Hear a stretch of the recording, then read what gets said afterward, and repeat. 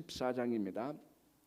우리 요한계시록 그 전체 구조로 볼 때 14만 4천 명이 두 번 나옵니다.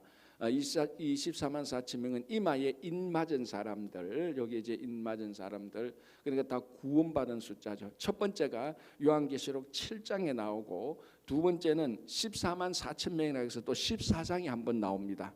그러니까 이게 다 못 외워도 괜찮습니다만 공부할 때만이라도 이렇게 구조가 되어 있구나 한번 보는 건 괜찮죠.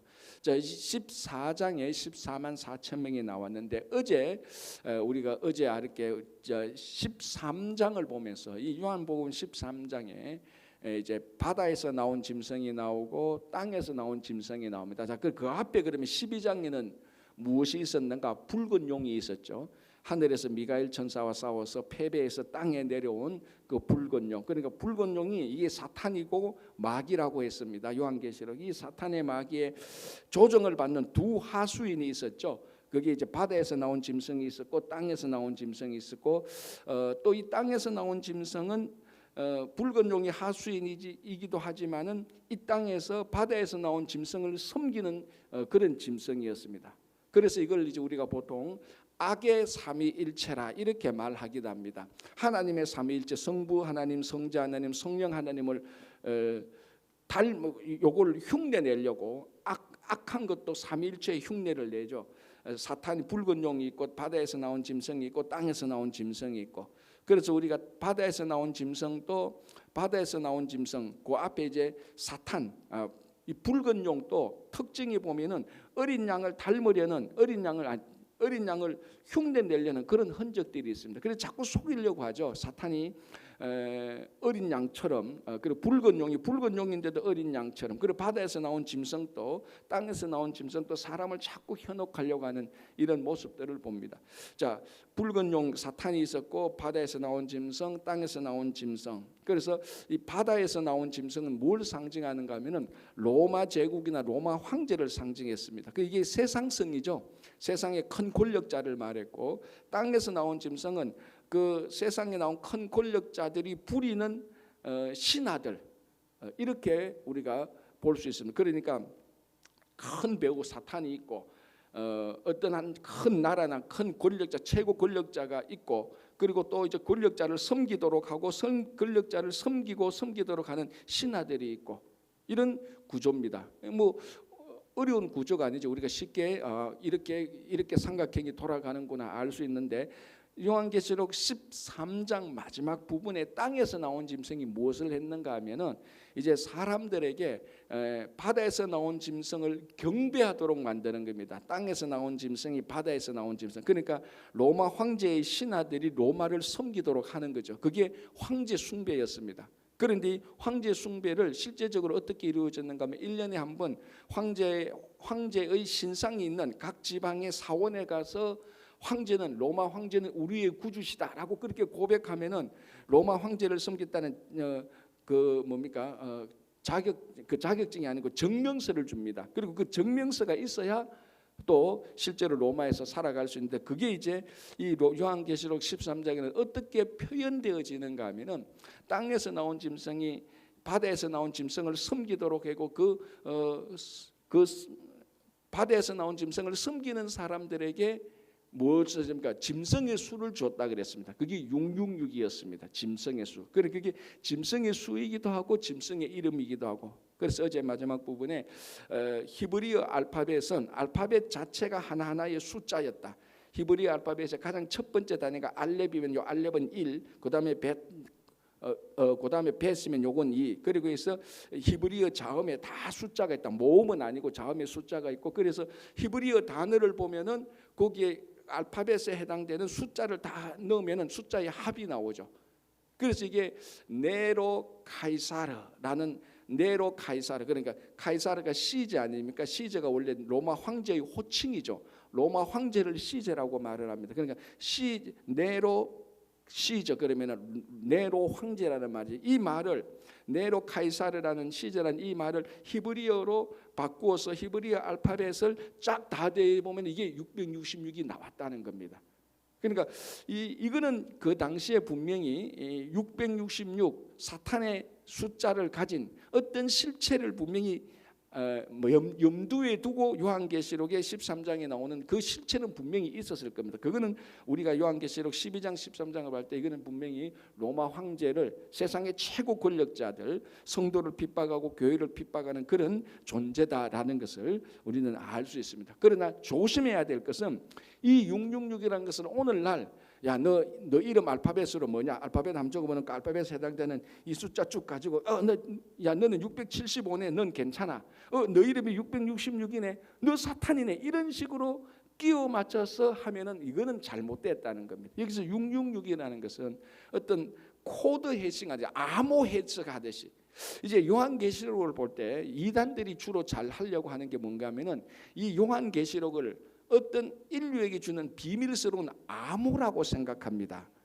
그래서 이 암호를 잘 해석하면은 이 시대가 어떻게 되는 것처럼 하는데 이게 많은 성도들이 요한계시록을 그렇게 보고 있습니다. 그래서 이 암호를 해석하면서 뭐까지도 나오는가 하면은 외계인까지도 요한계시록에서 막 있다고 하는 이상한 사람들이 나옵니다. 그런데 요한계시록은 인류에게 준 암호 코드를 잘 풀어가지고 그래서 심지어는 어떤 사람까지 나오는가 하면은 요한계시록에 있는 것을 큰 옛날에 슈퍼컴퓨터를 사용해서 요한계시록에 나오는 이 암호를 풀면은 미래의 일들을 알 수 있다 그렇게 주장하는 사람들까지 나옵니다. 요한계시록은 암호를 푸는 게 아닙니다. 글자 그대로 하나님께서 사도 요한을 통해서 우리에게 계시를 준 것입니다. 자, 여러분 오늘 주제는 아니지만 성경에 나오는 가장 신비한 비밀이 뭡니까? 외계인입니까? 예수 그리스도입니다. 예수 그리스도가 인류에게 준 가장 큰 거룩한 비밀입니다. 그리고 우리 삶에 예수 그리스도의 비밀을 알면 예수께서 우리의 구주가 되시고 예수님께서 우리의 구원자 되시고 예수님께서 우리 삶에 가장 중요한 우리의 삶의 주인이 된다. 그거를 아는 게 계시고 그게 비밀입니다. 그런데 이 요한계시록이 마치 일반의 이상한 소설처럼 인류에게 감추어진 비밀스러운 어떤 동굴에서 찾아내서 요거 잘 코드를 보면은 2050 몇 년에 적그리스도가 나타나고 그렇게 코드를 푸는 암호를 해석하는 책이 아니라는 겁니다.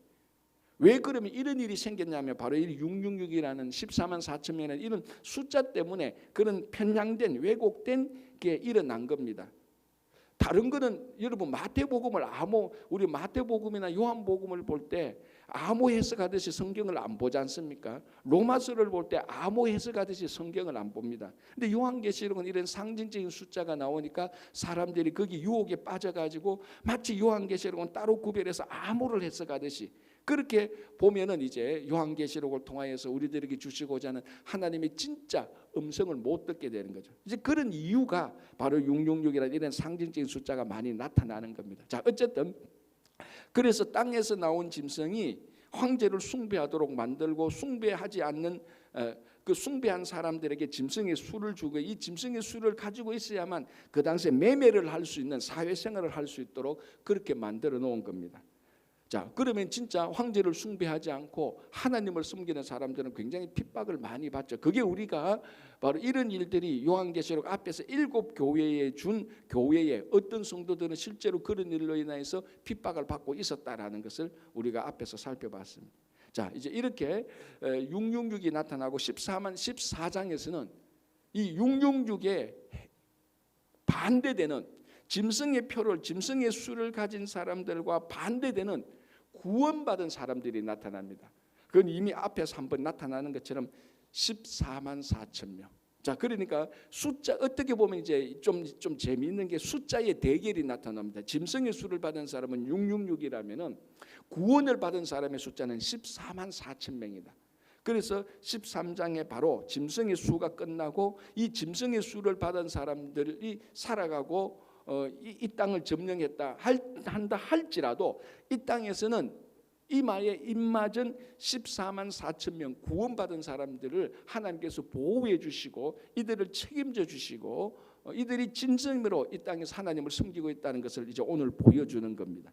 자, 1절 14장 1절 또 내가 보니 그 어린 양이 시온 산에 섰고 그와 함께 14만 4천이 있는데 자 13장에서는 바다에서 나온 짐승이 있고 땅에서 나온 짐승이 있었습니다. 다 사탄의 하수인이었죠. 그런데 14장을 보면 시온산, 물론 넓게 보면 시온산도 땅에 해당되는 겁니다. 그러나 시온산이라고 따로 구별해서 시온산에 땅과 바다가 아닌 따로 구별된 시온산에 보십시오. 시온산에 어린 양이 시온산에 있었고 그와 함께 14만 4천 명이 서 있더라. 그래 이 땅에 바다와 땅이 다 사탄의 하수인에 의해서 다 점령되었다 할지라도 성도들이 살아갈 수 있는 장소가 따로 구별되어 있습니다. 그게 어디입니까? 그게 시온산이죠. 물론 시온산의 실제적인 그 장소는 지금 예루살렘이 있는 바로 그곳이 맞습니다. 그런데 이걸 또 글자 그대로 해석해서 나중에 종말이 올 땐 시온산에 있는 14만 4천 명만 구원받는다고 해서 보따리 다 사가지고 비행기 타고 예루살렘에 가 있으면 거기 있으면 우리 구원받는다. 그런 식으로 이제 해석하면 그게 다 이단이 되는 겁니다. 자, 오늘날 우리가 신앙적으로 볼 때 시온산은 어디입니까? 그럼 어디라고 우리가 해석을 할 수 있습니까? 어디에 주는 메시지입니까? 교회라고 보는 것이 제일 합당하죠. 바다와 땅이 이 세상이 다 세상의 문화와 어떤 세상의 가치관에 의해서 다 세속화되었다 할지라도 이 교회만은 구원받은 14만 4천 명이 있어야 되고 이 교회에만은 어린 양 예수 그리스도가 주인이 되어야 되는 것입니다. 그래서 여기 보면 또 내가 보니 보라 어린 양이 시온산에 섰고 그와 함께 14만 4천 명이 서 있었다. 그러니까 바다와 땅에서 나온 짐승하고는 완전히 구별되는 황제를 숨기고 우상 숭배하는 사람들과 완전히 구별되는 어린 양 예수 그리스도와 함께하는 14만 4천 명을 우리들에게 보여주는 겁니다.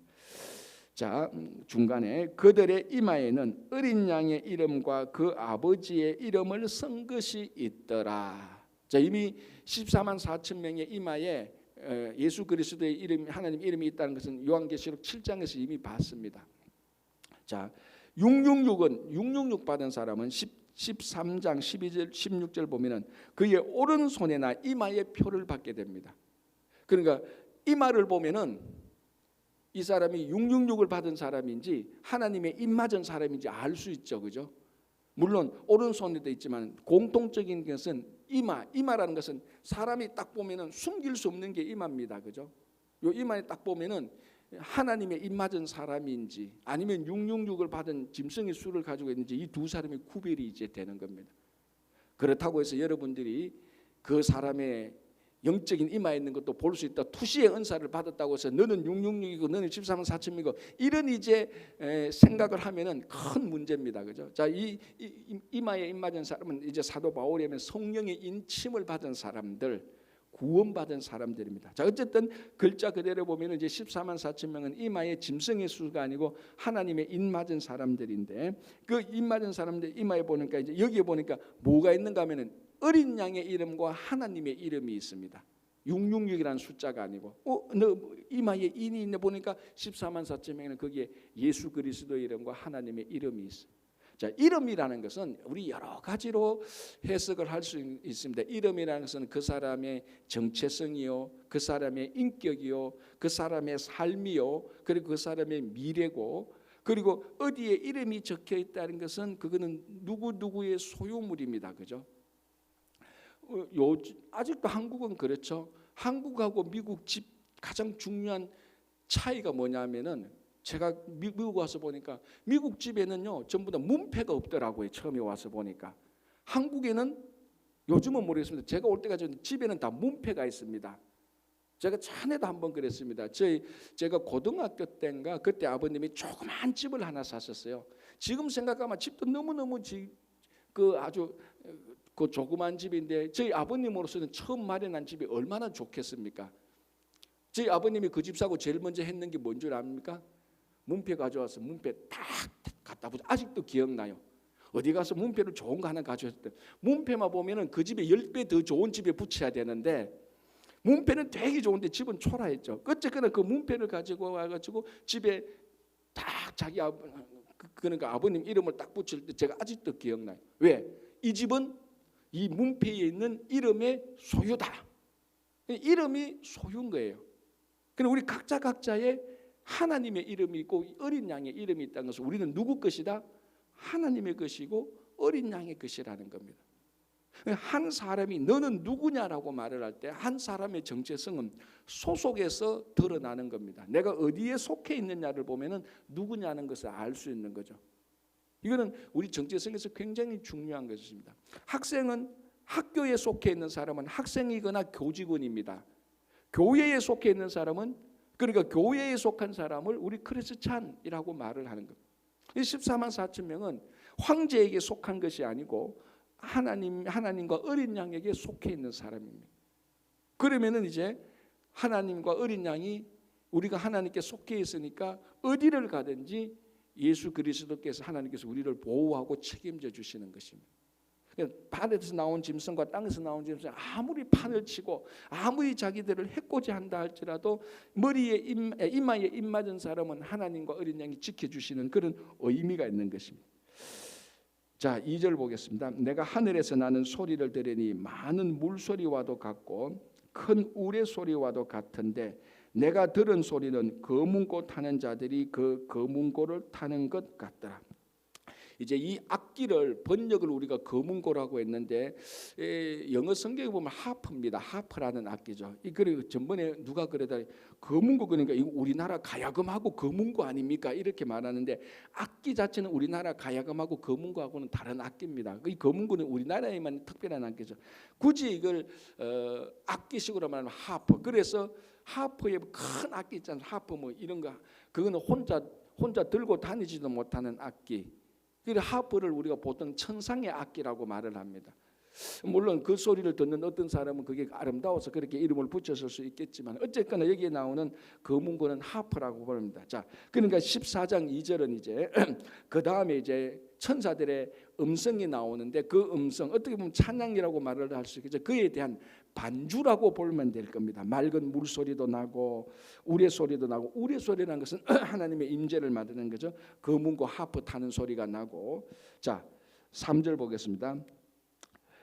그들이 보좌 앞과 내 생물과 장로들 앞에서 새 노래를 부르니 누가 구원받은 사람들이 보좌 앞 보좌는 어떤 누구의 보좌죠? 하나님 보좌가 내 생물 우리가 이미 요한계시록 4장에서 사도 요한이 하늘 보좌를 봤습니다. 거기는 하나님 보좌 안에 하나님이 계시고 오른 그 24 장로들이 있었고 내 생물이 있었고 그 안에 어린 양도 있었습니다.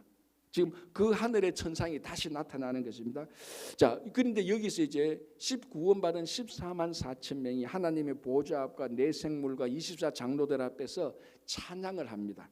자, 3절 그들이 보좌 앞과 내 생물과 장로들 앞에서 새 노래를 부르니 땅에서 속량함을 받은 14만 4천 밖에는 능히 이 노래를 배울 자가 없더라. 새 노래 앞에서도 이미 나왔습니다. 새 노래는 어제 처음 어느 작사가가 어느 사람이 작사하고 어느 사람이 곡을 붙여서 작곡해서 그래서 오늘 처음 발표하는 이 노래가 새 노래가 아니라 그랬습니다. 여기서 새 노래는 우리가 시편을 보면은 새 노래를 누가 불렀는가 하면 전쟁에서 승리한 사람들 그래서 악에서 구원받은 사람들 적군으로부터 구원받은 사람들이 부르는 노래가 새 노래였습니다. 시편에 특별히 시편. 그래서 여기서도 보면은 새 노래라는 것은 언제 울려 퍼지는가 하면은 이 노래가 처음 부르는 노래가 새 노래가 아니고 구원받은 자의 노래가 구원받은 사람들이 구원을 찬양하는 그 노래가 새 노래입니다. 그러니까 이걸 더 쉽게 사실은 번역을 하면요. 그들이 보좌 앞과 내 생물과 장로들 앞에서 구원의 노래를 부르니 이것이 더 쉽게 알아들을 수 있습니다. 구원의 노래를 부르니 땅에서 속량함을 받은 자 속량이 구원 아닙니까? 그러니까 구원의 노래를 부르는데 그 노래를 알아들을 사람은 구원받은 14만 4천 명 자기들 스스로밖에 없다는 겁니다. 여러분 그렇지 않습니까? 자, 여러분 한번 생각해 보십시오. 우리가 구원받아서 우리가 구원받은 찬양을 하는데 전혀 구원받지 못한 세상 사람들이 이 구원받은 이 의미를 알겠습니까?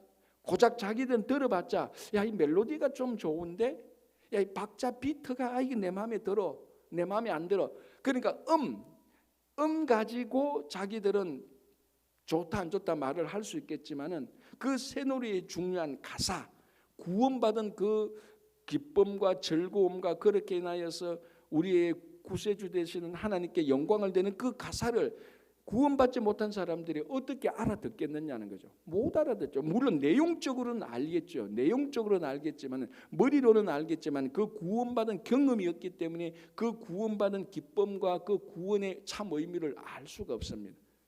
그래서 찬송가는 이 곡과 멜로디, 박자, 비트도 굉장히 중요하죠. 이제 그런 멜로디나 박자나 비트가 우리 속에 있는 거룩한 감정을 불러일으키기가 참 중요하죠.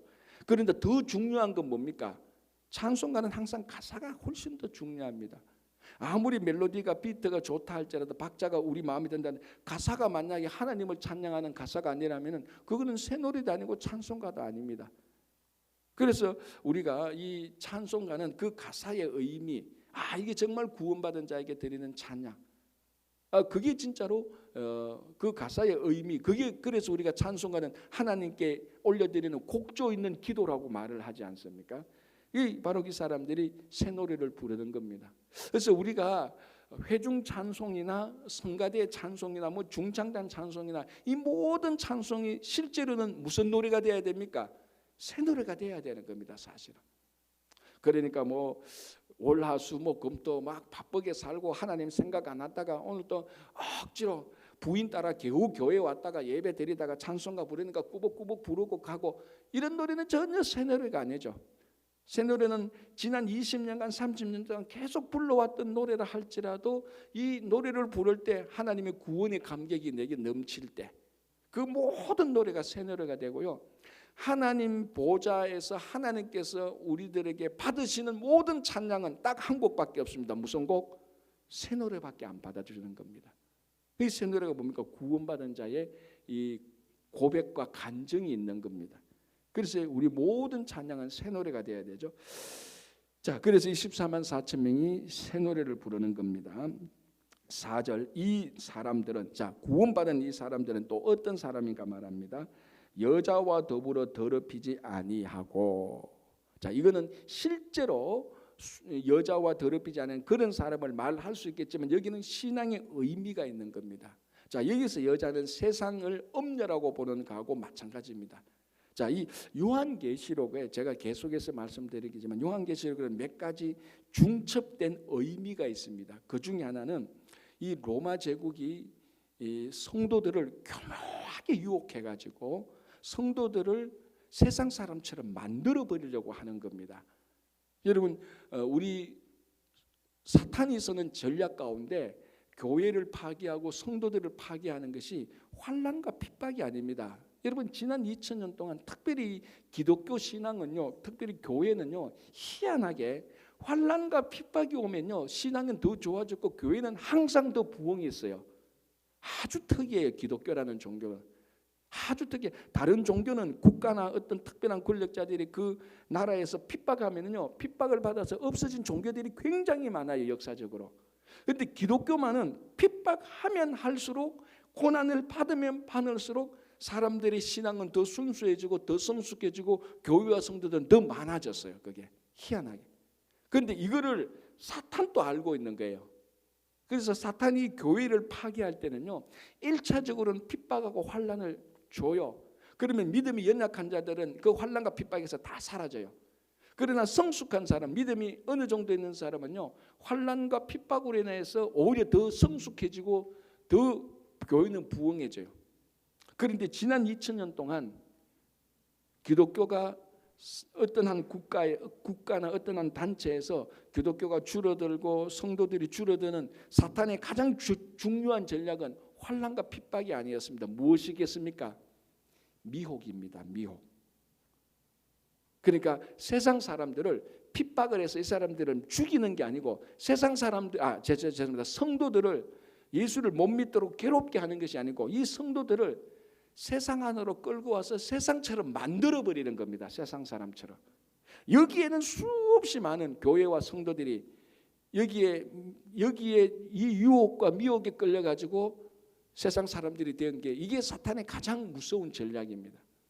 여러분, 우리 발람 있지 않습니까? 우리 이미 아는 발람이 아무리 이스라엘 백성들을 저주하고 하나님의 축복으로 다 바꿨는데 결국 발람이 모압 왕 발락에게 마지막으로 준 묘수가 뭡니까? 어떻게 하면 이스라엘 백성들을 망하게 한다고?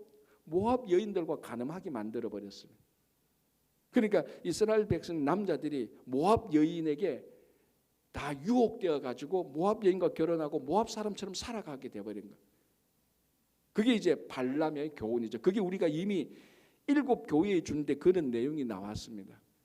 그러니까 이게 요한계시록에서 가장 중요한 메시지가 하면은 너희들은 세상에 동화되지 마라. 환난과 핍박도 있지만은 환난과 핍박을 이긴 자들이 어디서 넘어지는가 하면 세상의 미혹에서 넘어지는. 그런데 이 로마라는 거대한 제국이 2000년 전에는 인류 역사적으로 이런 나라가 나타난 적이 없습니다. 이런 문명이 나타난 적이 없었습니다. 이런 정치와 이런 사회를 준 나라가 없었어요. 그래서 지금 모든 유럽도 그 정치나 철학이나 이런 대부분은 다 로마에서 온 거예요. 그러니까 이 요한계시록이 가장 중요한 메시지는 로마는 보면 화려하지 않습니까? 정말 멋집니다. 사람들이 다 로마 사람처럼 되고 싶고 로마에서 성공하고 출세하고 싶고 저곳에서 막 사람들한테 인기를 얻고 싶어 하는 겁니다. 요한계시록이 보여주는 겁니까? 너희들이 화려하게 본 이 로마의 실체가 뭔 줄 아냐? 이게 붉은 용이고 바다에서 나온 짐승이고 땅에서 나온 짐승이고 그 괴상한 짐승의 모습을 보여주는 게 요한계시록. 자, 그거를 보고 붉은 용을 보고 바다에서 나온 이상한 땅에서 나온 이상한 짐승을 보고 나도 이 사람들과 같이 되겠다. 그런 생각을 성도들은 안 하는 거죠. 그런데 지금은 그걸 모르고 있는 겁니다. 그래서 요한계시록은 그걸 알려주는 거예요. 그런데 이 사탄은 교묘하게 아까 말씀드린 것처럼 바다에서 나온 짐승 붉은 용도 예수를 흉내내려고 말합니다. 계속 흉내내서 사람들을 자꾸 세상 사람들을 끌어들이죠. 여러분 그게 요한계시록에서 제일 중요한 겁니다. 그런데 14만 4천 명은 그 여자와 더럽히지 않았다는 겁니다. 이 세상이 유혹해도 세상의 유혹에 끌려 들어가지 않았다는 것. 그 실체를 알았다는 거죠. 실체를 알았다. 그래서 14장 4절에 이 사람들은 여자와 더불어 실제적인 육체를 가진 여자라기보다는 세상을 말하는 겁니다. 세상과 더불어 더럽히지 아니하고 순결한 자라. 이 우상도 섬기지 않고 세상도 섬기지 않고 로마 황제도 섬기지 않고 예수 그리스도만 섬기는 바로 그 사람을 말합니다. 순결한 자라. 어린 양이 어디로 인도하든지 따라가는 자며. 자, 여러분 여기 참 이상하지 않습니까? 뭐가 이상합니까? 어린 양이 인도하든지 따라가는 자. 뭐가 이상합니까, 여러분? 뭐 별로 이상한 거 못 느낍니까? 어린 양은 인도하는 존재가 아니죠. 어린 양은 인도함을 받는 존재 아닙니까? 그러면 어린 양은 목자의 인도함을 받아야 되는 거예요. 그런데 오늘 여기 보면 어린 양이 인도를 한대요. 가만히 생각해 보면요, 어린 양이 어떻게 인도해? 어린 양은 목자의 인도함을 받아야 되는데 이 순결한 사람은 어린 양이 인도하는 대로 따라가는 거예요. 여기 이제 굉장히 아이러니한 게 있는데 이 어린 양이 우리의 목자가 되는 겁니다. 그리고 우리 앞에서 봤더니 이 어린 양이 하나님의 오른손에서 그 인을 두루마기를 받아서 인을 뗄 자였고 이 어린 양이 이 세상의 심판주로 온다는 거예요. 어린 양이 가장 연약한 존재 아닙니까? 가장 연약한 존재가 세상을 심판하는. 그래서 사도 바울도 그랬지 않습니까? 사도 바울은 언제 자기가 제일 강하다고 말했죠? 자기가 가장 약할 때, 자기는 가장 강하다고 말했어요. 그리고 우리가 진짜로 가장 약해질 때 우리가 왜 강해집니까? 가장 약해질 때 우리는 하나님만 의지할 수밖에 없습니다. 인생에 깨지고 사업하다가 깨지고 건강에 깨지고 인간관계 깨지고 배신당하고 억울함을 당할 때 막 삶이 무너지지 않습니까? 그 무너질 때 하나님만 붙잡습니다. 그때가 가장 강하게 되는 겁니다. 사도 바울이 바로 그걸 말하는 거예요. 성도는요, 세상의 강함으로서 강함을 자랑하는 게 아니지 않습니까? 십자가가 가장 능력이 있지만 이 십자가는 가장 약하게 될 때 가장 강하게 되는 겁니다. 참 이게 우리 신앙생활의 원리의 비밀입니다. 늘 이걸 우리가 알지만 실제로 세상에 나가서 살아갈 때는 똑같이 세상 사람처럼 강하고 능력 있고 세상 사람보다 더 똑똑하게 해서 세상 사람들을 짓이겨 버려야 우리가 승리하고 우리가 승리했다고 그런 생각은 전혀 십자가의 생각이 아닙니다. 우리는 다른 사람을 짓밟고 올라가서 승리했다. 그건 하나님의 방식이 아닙니다. 우리 가장 약할 때 하나님을 의지할 때 하나님께서 우리를 하나님의 손에 우리 삶을 맡겼을 때 그때가 가장 강한 거예요. 그리고 우리는 세상에서 가장 훌륭한 목자, 로마 황제를 따라가고 미국 대통령을 따라가고 한국 대통령, 유럽의 대통령을 따라갈 때 야 그때가 내가 폼나고 그때가 내가 강하다. 우리는 그거 아니라는 거죠. 어린 양을 따라가는 겁니다. 가장 약한 존재. 이 어린 양이 보니까 예수 그리스도 우리의 목자라는 거예요. 이 구원받은 14만 4천 명이 어린 양을 따라갔습니다. 자, 그리고 뭡니까? 이제 그 사람들은 당연히 어디로 인도하든지 따라가는 자면 사람 가운데서 속량함을 받아 처음 익은 열매로 하나님과 어린 양에게 속한 자들이다. 당연히 하나님과 어린 양에 속했죠. 왜? 이마에 하나님과 어린 양의 이름이 있었으니까. 그렇죠? 5절 그 입에 거짓말이 없고 흠이 없는 자들이더라. 자, 이 거짓말은 성도들이 가장 쉽게 하는 잘못된 죄를 저지르면서도 죄의식을 가지고 있는 죄가 거짓말이죠. 그래서 우리는 거짓말이라고 말을 하니까 양심이 찔려가지고 말을 어떻게 합니까? 내가 좀 과장했지라고 말을 합니다. 여러분 내가 좀 과장했지 그게 다 거짓말이에요 사실은. 그렇지 않습니까? 내가 한 개 훔쳐놓고 내가 10개 훔쳤는데 내가 2개 훔쳤다 그러면은 이건 거짓말이죠. 그런데 내가 좀 줄였어. 내가 말을 좀 줄여서 말한 거야. 내가 말을 좀 과해서 말한 거야. 표현은 내가 줄여서 말해서 과해서 말해서 과장해서 말해서 그렇게 보니까 굉장히 문법적으로 보니까 뭐 납득할 수 있는 말이에요. 그런데 그거 내가 좀 과장해서 말해서 좀 줄여서 말해서 그게 뭡니까? 그게 거짓말이에요. 그게 거짓말이에요. 성도들이 참 성도들이 가장 쉽게 무너지는 유혹이 뭔가 하면 거짓말입니다. 사탄의 본성이 뭡니까? 우리를 속이는 것 아닙니까? 사탄의 본성은요 거짓말을 하는 겁니다. 그래서 제가 뭐 여러분도 미국 와서 살아서 많이 알고 있죠. 우리가 미국 와서 가장 많이 배우는 건 뭡니까? 미국 사회, 특별히 미국에 점점 사람의 수준이 올라갈수록 지도자급이 올라갈수록 가장 엄격히 보는 잣대가 뭐입니까? 정직성입니다. 정직성, 아니스티. 여기에 걸리면 다 무너지는 거예요.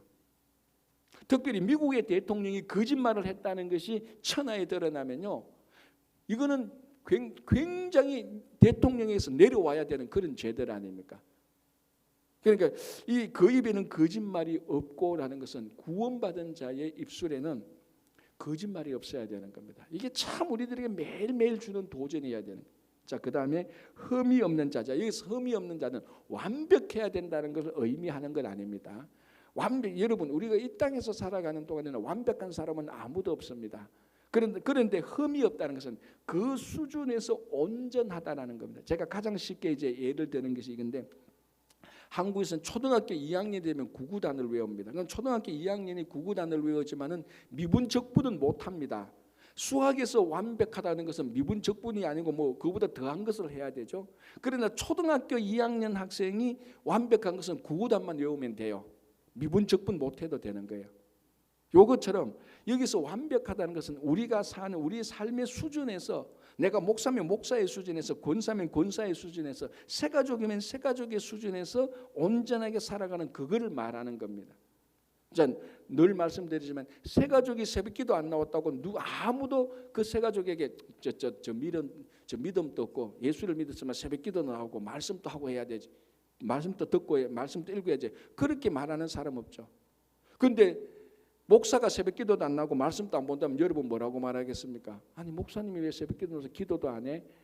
왜 목사님이 말씀도 안 봐? 이미 여러분들은 그 교역자에 대한 의심을 가지는 거죠.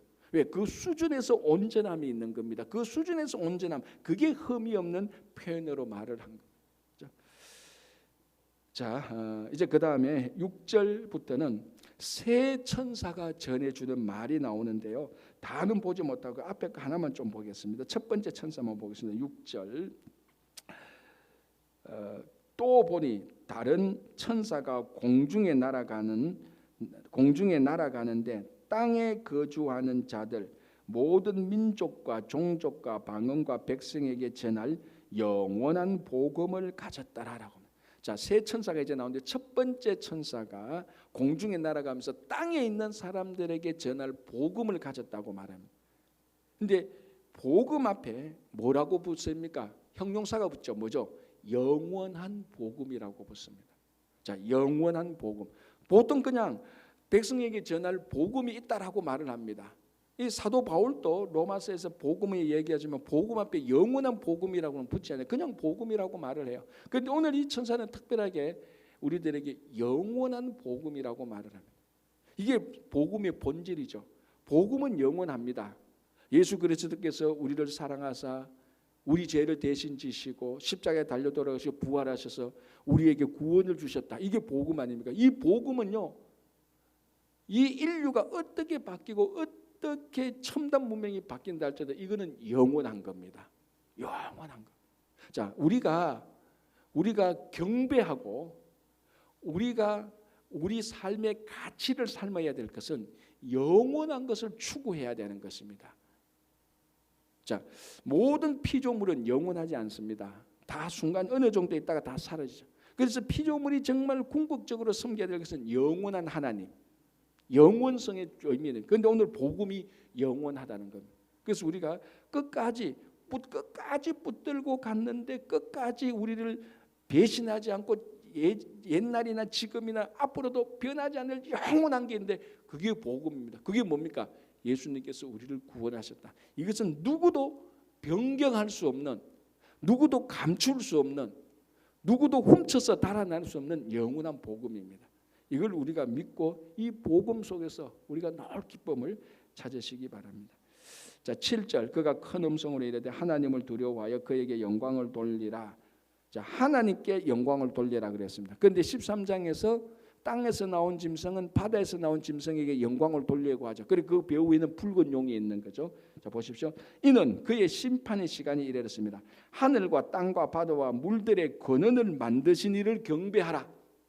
하나님이 누구라고요? 하늘과 땅과 바다를 만드신 분이다.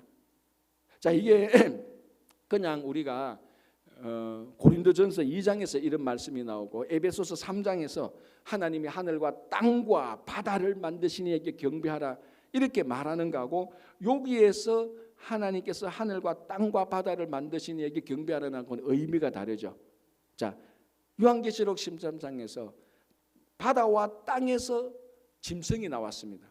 그런데 이 바다와 땅을 만드신 분이 누구라고요? 하나님이라니까요.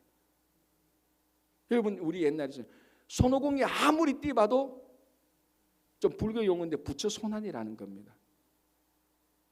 사탄 바다에서 나온 짐승과 땅에서 나온 짐승 아무리 띄봐도 그 바다하고 땅에서 짐승이 나오지 않습니까? 그 바다와 땅을 지으신 분이 누구라고요? 하나님이라는 거예요. 자, 이거하고 똑같습니다. 우리가 어떤 집에 가니까 2층에 가니까 누가 살고 있어요. 그럼 이 집에 대해서 이 집을 내가 사고 싶은데 누구하고 상의를 해야 됩니까? 집 주인하고 상의를 해야 되죠.